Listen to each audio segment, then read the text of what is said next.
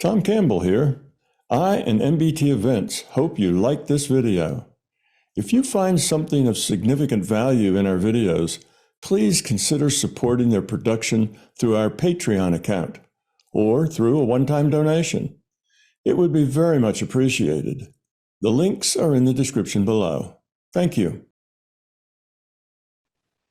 Our first question, Tom, is from Stephen, and Stephen is questioning this concept that you have of my truth, her truth, his truth.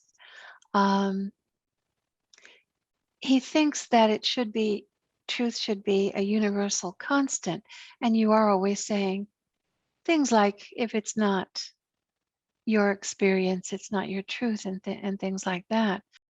If someone believes something, is it true for them? And if someone's beliefs are truth for them, then truth is no longer a universal constant, but only a feeling.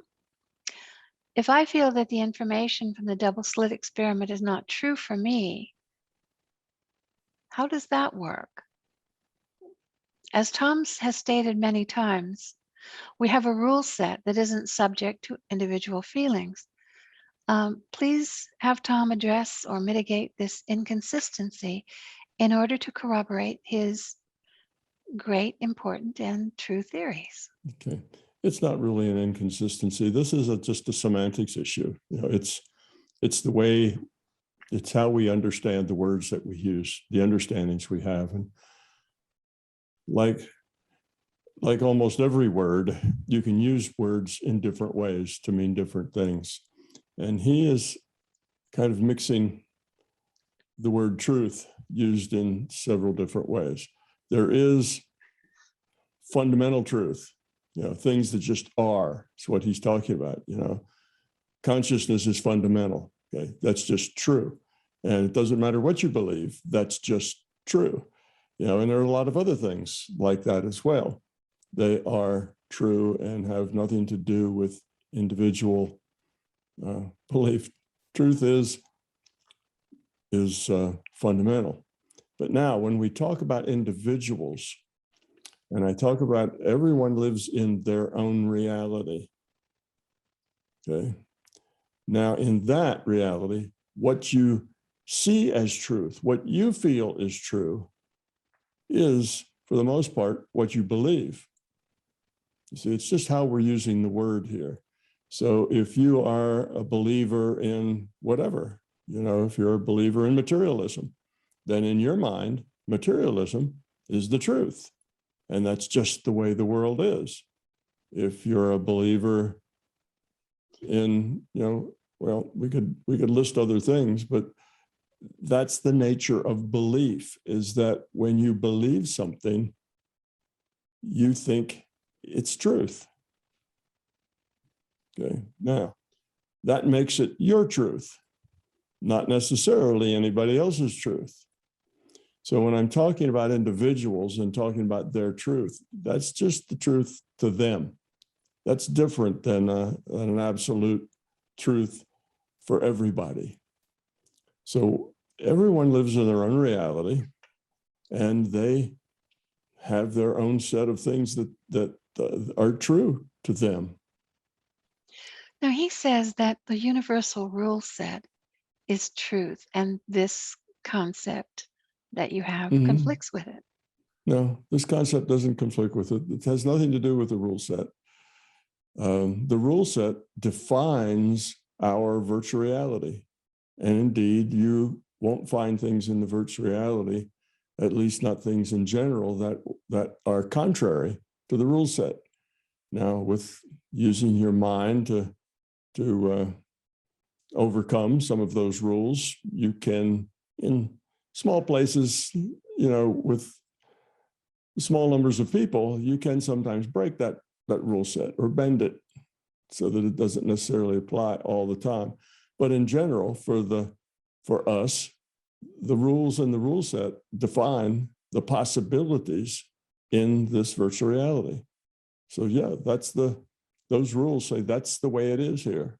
So that's what science does. It digs out those rules, and science says, okay, we do experiments, and this is the way our reality works. That's a fact. Okay, so fact is the truth. But people believe all kinds of things are facts when they're not facts at all. Experiences that we've had in just the last couple of years will tell you that people do indeed live in their own reality, and what they see as truth can be dramatically different from what other people see as truth. So that's their truth. That's the way they see it. That is true from their point of view. They would claim that that is true. You see? So that's kind of a personal truth. And when I tell people that if it's not your experience, it's not your truth, that I'm talking about their individual sense of what's true.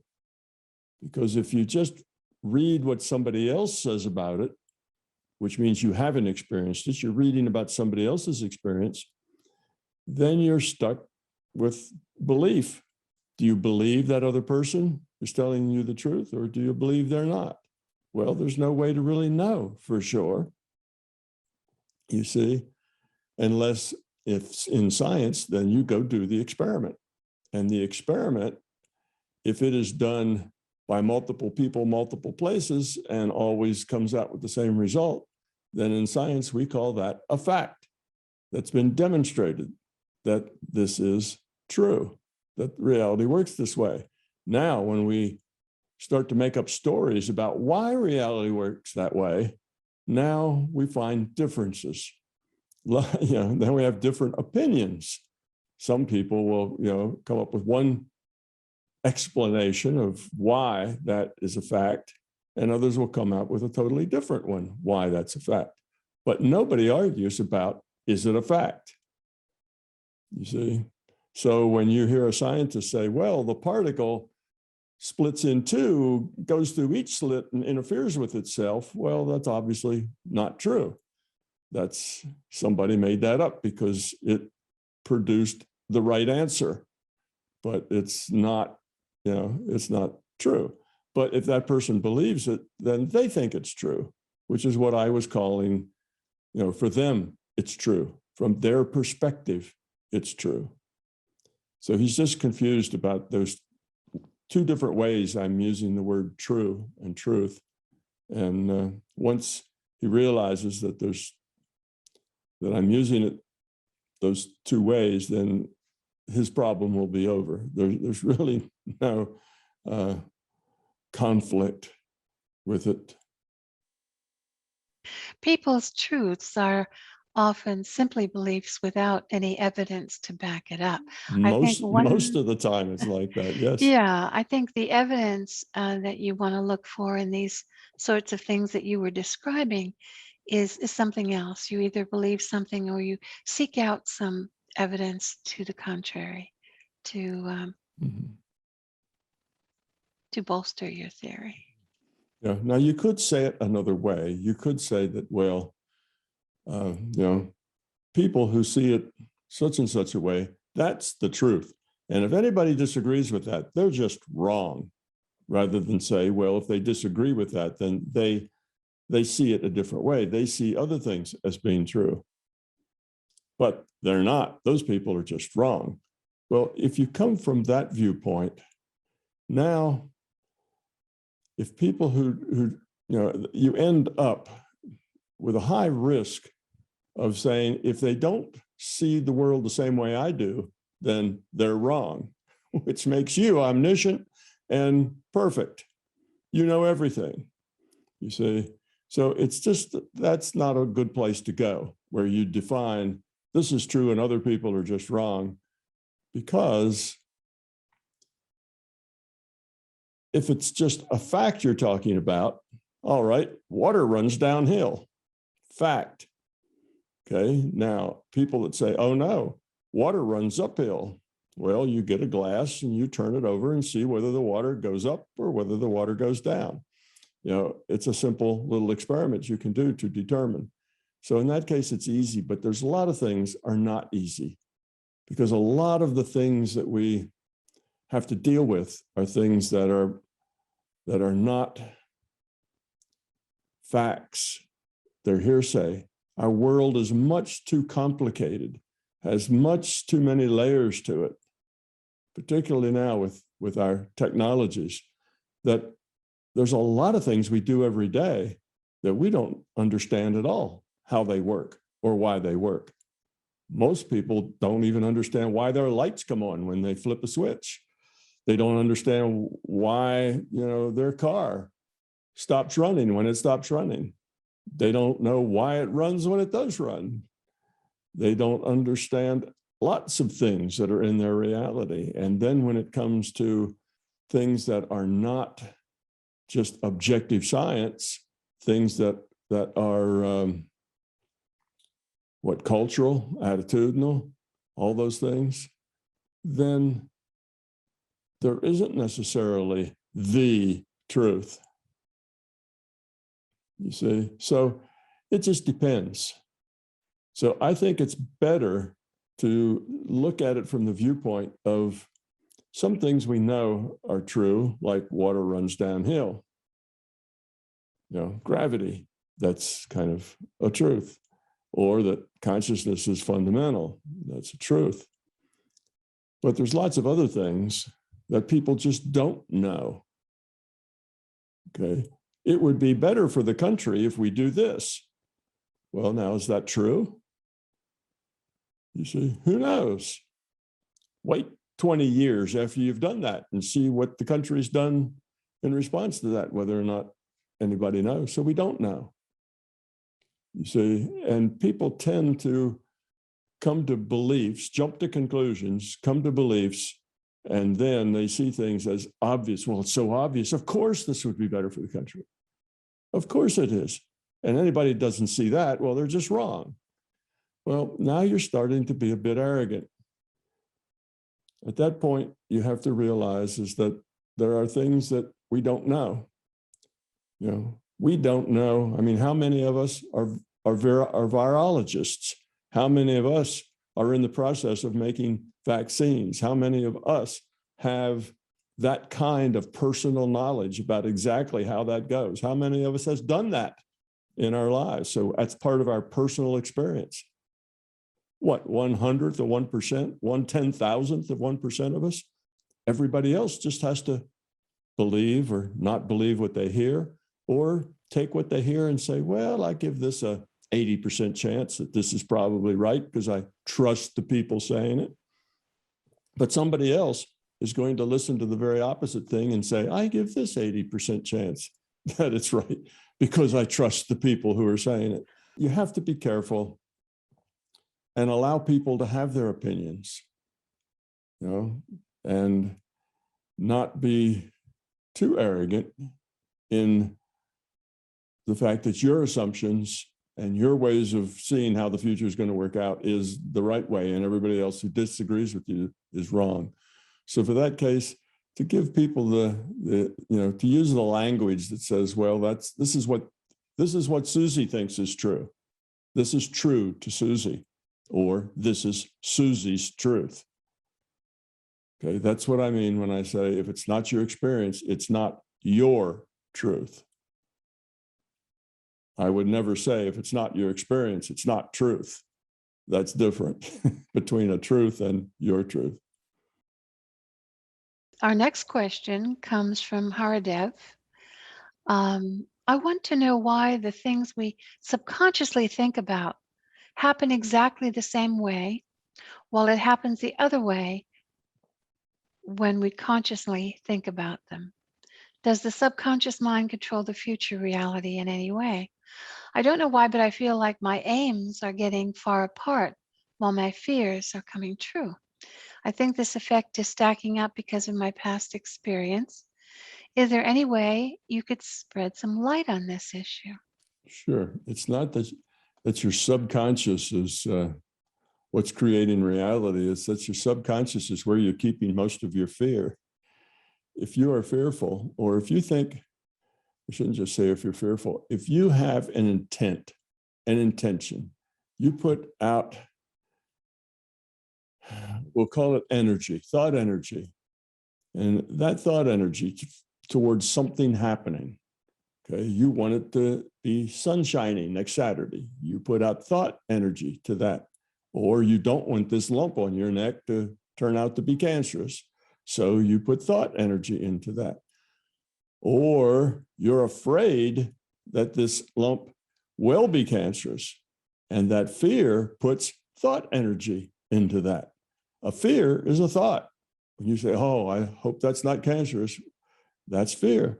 And that is putting energy into the future probability where that is cancerous. So if you are a worrier and you worry about things, if you're fearful and you have a lot of fears, you tend to make your fears come true. And it's not that your subconscious is somehow connected to, the future. It's just that an awful lot of the things that you fear, you push those down into your subconscious because you don't want to deal with them. You don't want to consider them. And they sit down there, but they're there and they're broadcasting fear all the time. Just because you stuff it to where it's not in your intellectual mind, it's still in your intuitive self. It's part of you. It's part of you at the being level. And as part of you, it is modifying future probability based on the energy that you put into those thoughts. And when we're fearful, we put a lot of energy into them because we get really emotional. We get, it's very important to us.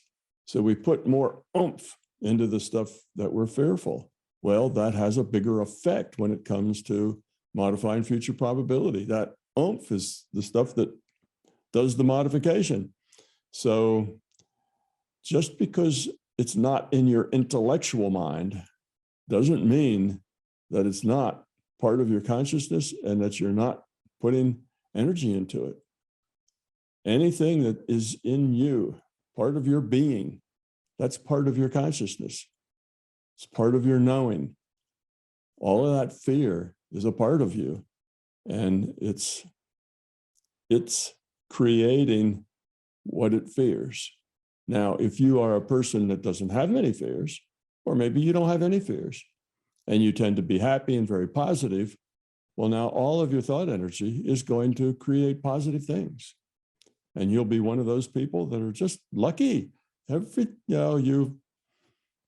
Whatever happens to you, you always come up out of it smelling like a rose. It's just, it just seems life's like that. And you get breaks, you get opportunities, and that's because your mind is creating those possibilities. It's making them more and more probable because of your positive energy going into it. So the thing to do is to get rid of those fears. Just pushing them under the rug where your intellect no longer sees them doesn't get rid of them. They're still there, just perking along, just the same. You have two parts of your body. You have your intellectual part, and then you have what I'd call the being level, or another way we could say it is your intuitive part. And that intuitive part is the part that is non-intellectual, but it's still a part of you, and it modifies future probability just like the intellectual part. All right, thank you. Our next question is from Harold. My life took an unexpected turn recently. My wife left me after I opened up to her with unconditional love. She might be acting on a fear related to trauma. I'm currently devastated, not able to understand anything, and not able to help her or anybody else. What is the best way to proceed this way and still being in a love space? Well, people make their own choices for their own reasons. It's not always about you, Mostly it's not about you. It's about them.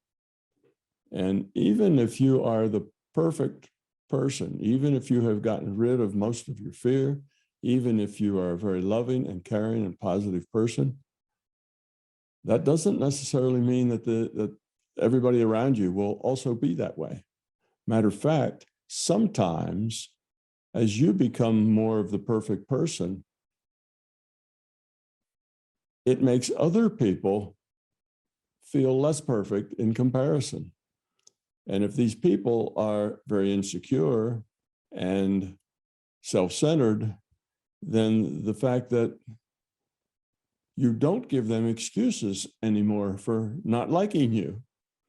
You see, before they could say, well, you always leave your dirty underwear on the floor, and you never wipe your muddy boots when you come in, and you never remember my birthday. And they may have all kinds of things that they can justify their negativity with, but you give them nothing to justify their negativity with. And sometimes that puts them in a quandary. Now they have to realize that negativity is just them. And all the rest of that was just excuses to justify that negativity. Now, when a person gets to that spot, they can do one of two things. Well, really one of three things, but they're going to change in one of two ways. They can say, oh, I need to grow up. I'm a mess. I've got all this negativity. And I'm in this wonderful situation where my life is really, really good, but I'm still feeling all this negativity. What's wrong? And it must be me. So now they start to grow and they grow up. Or if they go the other way, they go into denial. Oh, you make me feel bad about myself. And instead of saying, well, maybe it's myself that's the problem, they somehow can justify blaming everything on somebody else. So they say, well, now I'm feeling bad about myself because you're so more perfect than you were. I don't have any excuses anymore to be negative, but I still feel negative. So, I have to leave. I can't be around you anymore because you make me feel bad about myself. So I'll go someplace else where I can feel good about myself. You see, now what they're doing, instead of growing up, they're looking for more excuses to be unhappy. They're looking for more justification for their negativity. So they'll find somebody else who will fight with them and argue with them and cause dysfunction in their life. And then they'll be, okay, I feel better now. My life is all messed up because of you. You see, now they can blame it on somebody else besides themselves. So everybody doesn't have to, it doesn't necessarily grow up when you give them an opportunity to grow up. And that's sad, but it's just the way it is.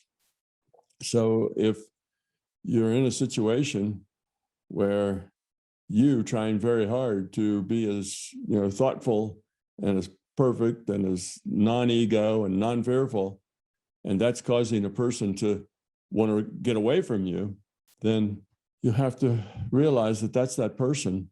And probably in the long run, it's better that they get away from you. You probably will do better in your life without them because they're not on a growth path. They're on a path of indulging their egos and their fears. So in that way, then you have a choice. You can move on and find other relationships with people who are willing to grow and change. Or you can say, well, it just doesn't matter. She's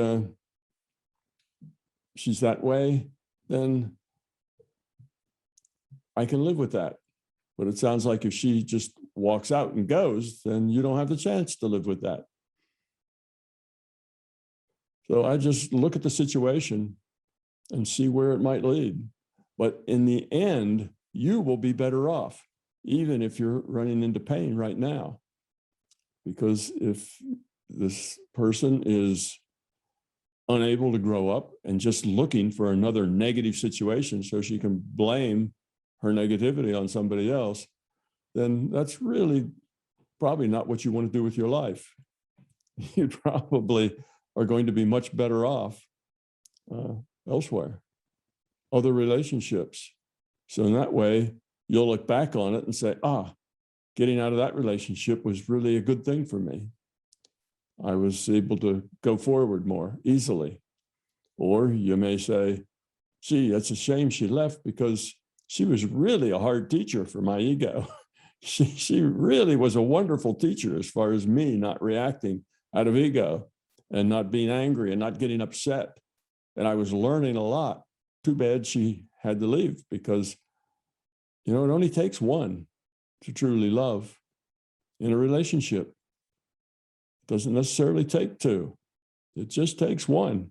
If you are okay with that other person being however they are, because you're grown up enough that you can accept that and live with it and still be happy and still, find joy in life. Well, then you're very grown up. And sometimes what it takes to get us very grown up is a very hard teacher. So in that case, if she were to stay with you, even if she didn't grow up, that may work out just fine, as long as you can grow up enough. But you have to be really grown up to do that. And most people aren't that grown up. So most people would probably move on to another relationship and feel like it was all the better for everyone that happened. But those are your options. And you can't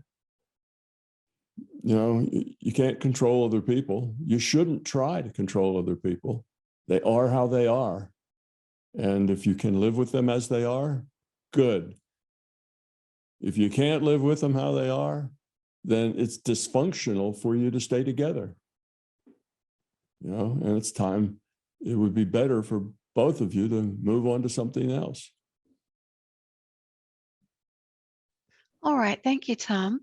The next question comes from Hazel, and it has to do with this lady got away from a toxic relationship, and she has a question on it. You know how you can feel someone's inner self once you get to know them, and you can feel God and even yourself in them. I was very close with a narcissistic and very sociopathic person for a few years. And the entire time I devolved and could not feel anything underneath their outer shell.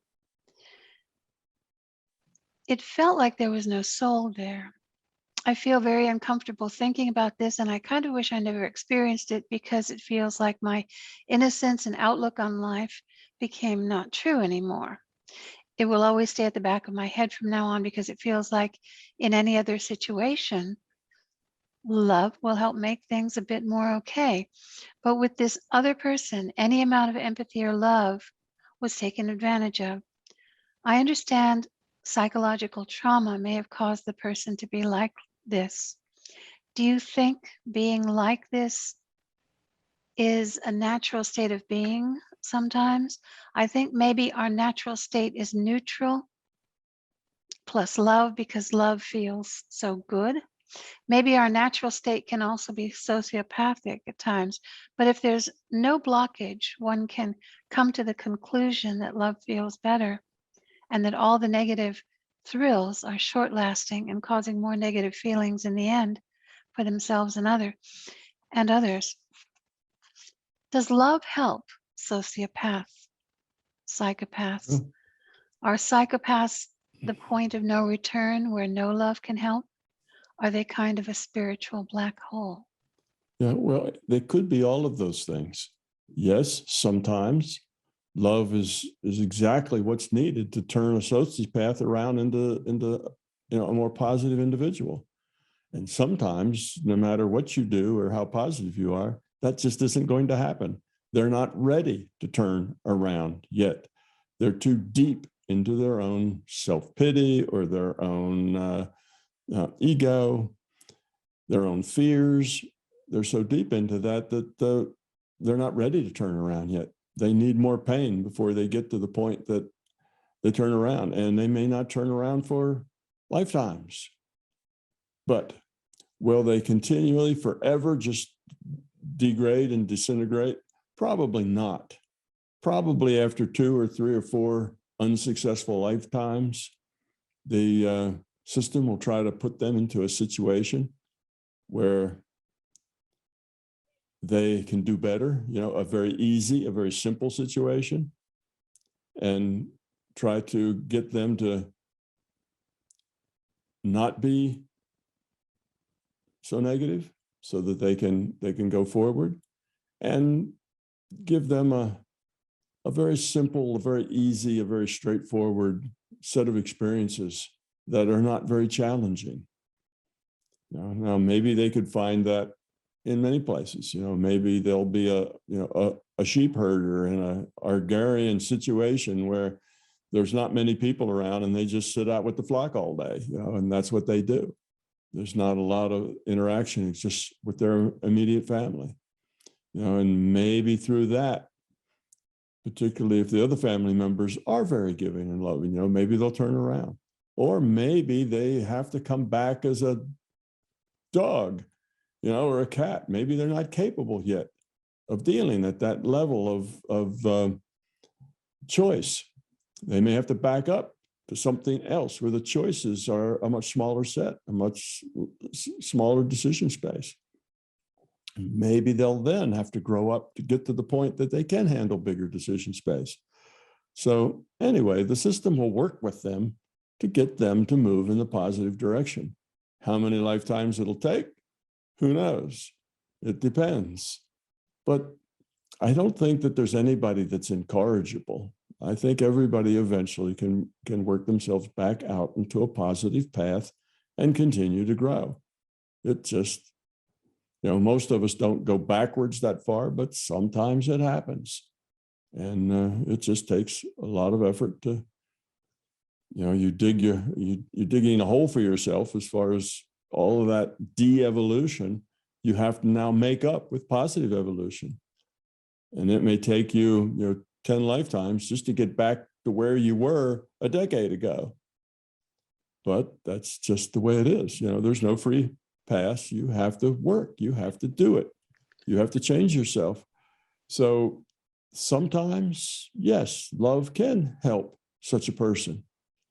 Sometimes it can't. And maybe it's you weren't just the right sort of love and just the right situation that would be able to help them. Maybe somebody else would trigger them in a more positive way. But then you can't be any, it's not that you should feel guilty that you weren't the right person. I mean, you are who you are. So you have to accept yourself as being who you are. And if you are being you and you're authentic and it's just you can't help the person, then you can't help them. You have to let that go. But no, they're not irredeemable, but they may take very special situation to turn them around. And like I said in the last one, if you are enough grown up, then you can put up with a whole lot of stuff and not let it bother you, not let it upset you, not let it pull you down. But if it does upset you and bother you and pull you down, then that's not good for you or them. And it's better to terminate that kind of a relationship. Yeah, I think in the situation it appears that she was in, there was nothing real to attach to, and it was damaging to her. Mhm. So I think it took her a long time to come out of there, realizing there was nothing real to attach to in the first place. It was simply a very dysfunctional thing. So I think you have to salvage what you can and bail out. Right. Are they born this way, or is it all environmental? Is what she's asking as well. Well, it's probably all of those. In other words, it's not just one way to end up like that. It's not that, 1/10 of 1% of the people are born without souls. It's not like that. We're all here. We're all making choices. And by those choices, we evolve or de-evolve. Some people aren't doing very well. Well, actually, most people aren't doing very well, but some people are even doing much worse than that. And it's because of all sorts of reasons. Sometimes, yes, they come in that way because they've been that way for the last three incarnations, last three experience packets. Maybe they've been that way. And they keep maybe seeing if they could get themselves out of it, but maybe it's not working. Maybe they need something simpler yet. So it's hard to say. They could come in that way. It could be traumatic experiences they have, that they have so much fear that they cannot trust anybody or anything, including themselves. And they're so full of fear that if they become the slightest bit vulnerable, they feel they'll be taken advantage of and hurt.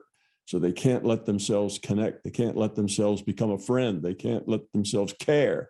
They can't let themselves feel anything positive, because that's vulnerability. That if I feel something positive, then somebody may trash me, or somebody may jerk that positive thing out from under me. And, when you have people like that, well, they're just going to have to get over it slowly with simpler and simpler incarnations. So sure, it can be trauma induced. A lot of, post-traumatic stress disorder, right? PTSD. A lot of that does the same sort of thing. It makes people very unhappy with themselves. It makes them negative toward themselves. I guess we'll put it that way. And it makes them feel frightened of other people. They're frightened of what they might do, and they're frightened of what might be done to them. And all that fear then bottles you up, and you can't give, you can't function, you can't open yourself up because of that fear. So that's kind of a similar thing. So there's lots of things that can cause it, and it's not that that's, that person is wrong, or that you should blame them for something.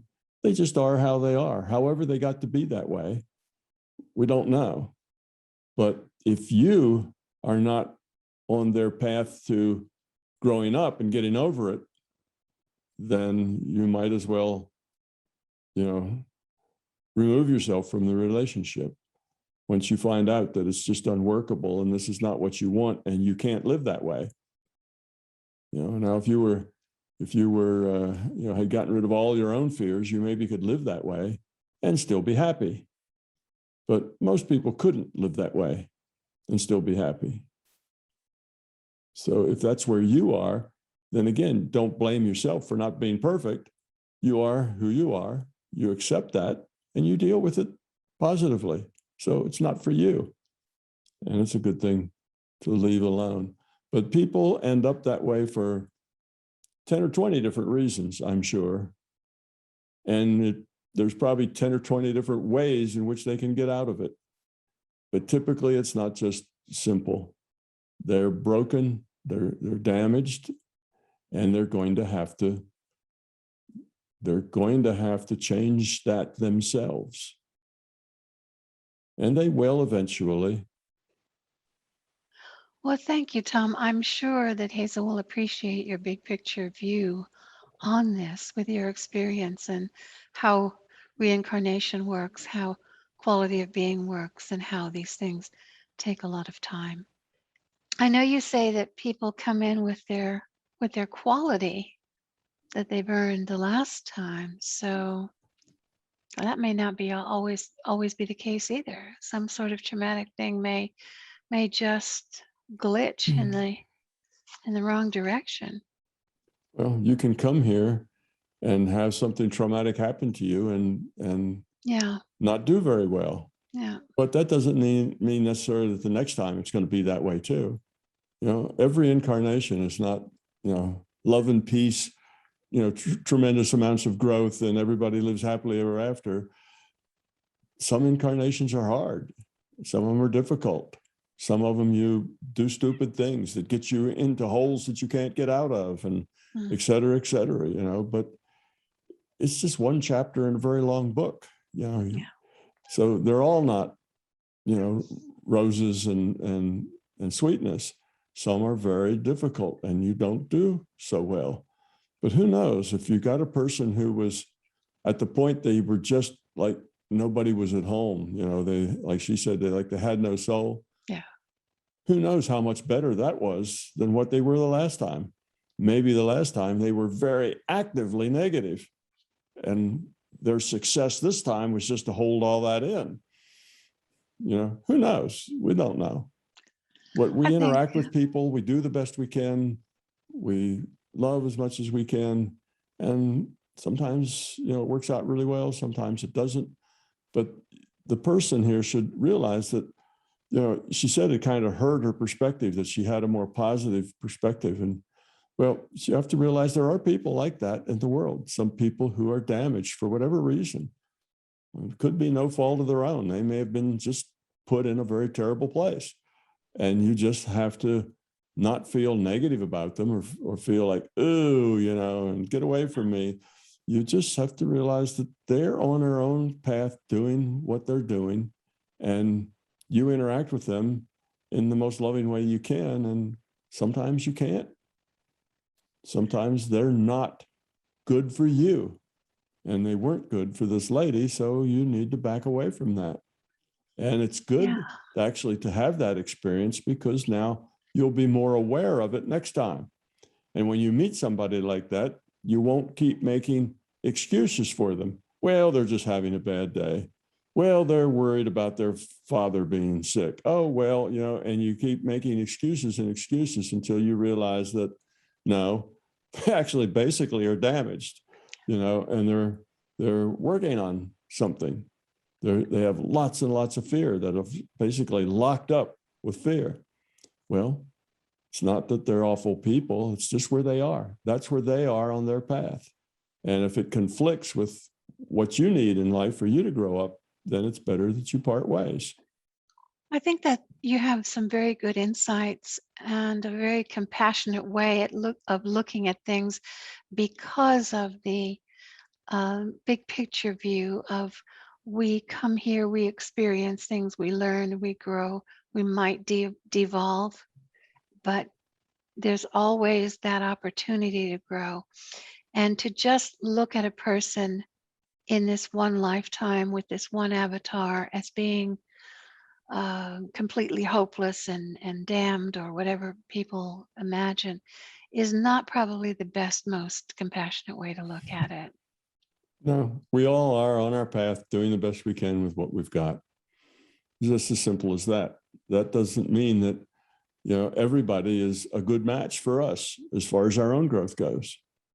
Some will be and some won't be. And it's better if you find people who are good for your growth. Some things are maybe over your head to deal with or handle. If you're not quite ready for that yet, well, that's okay. Then walk away from that. Find a situation where your growth is working. You're right at the level. The challenge isn't too hard and the challenge isn't too easy. That's really your optimum growth place for you. So, well, thank you, Tom. Mm-hmm. That's a very interesting discussion. Thanks very much. I and MBT Events hope you liked this video. We now have well over 1,000 hours of free video on this YouTube channel. Though these videos are free to our viewers, they represent many thousands of hours in production and editing, and many thousands of dollars invested in video and audio equipment, along with the required computers and software to store and process the raw video into finished products. So far, all of this content has been funded directly out of our own pockets. Be assured, we will always continue to produce free content. It is our life, our purpose, a labor of love that we will continue to pursue as best we can. However, those pockets are not as deep as they used to be. Thus, we are now seeking to augment our resources with support from our viewers. If you find something of significant value in our videos, please consider supporting their production through our Patreon account or through a one-time donation. It would be very much appreciated. The links are in the description below. Thank you.